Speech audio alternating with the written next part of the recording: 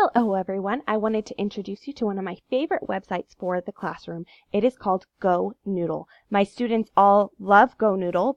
Their favorite thing to do in the class is to have a brain break, of course.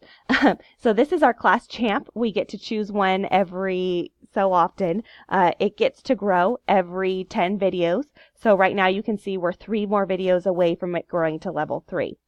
So all you have to do is come over here and you can choose a video, just click play, and it will show for your classroom. This is one of my favorite features, is that you can add videos from YouTube. So all you do is click this plus button, copy and paste in the URL, choose what type of activity it is, and click add.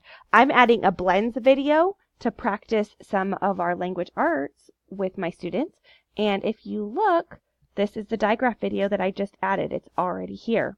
And I can play it with no ads and no risk of it automatically playing another video that may not be appropriate for the classroom.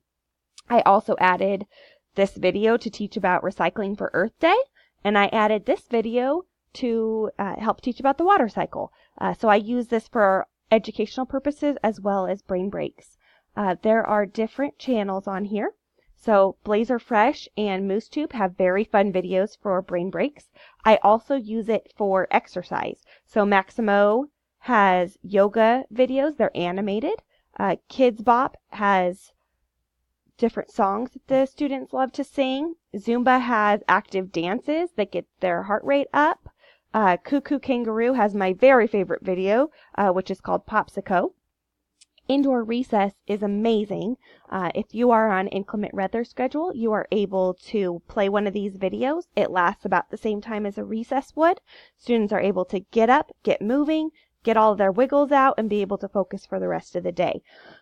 Also, you can also use it to teach mindfulness. So if you go to categories, there's all different mindfulness videos. So that's wonderful too, especially for kindergarten, which I teach because students are still learning about emotions.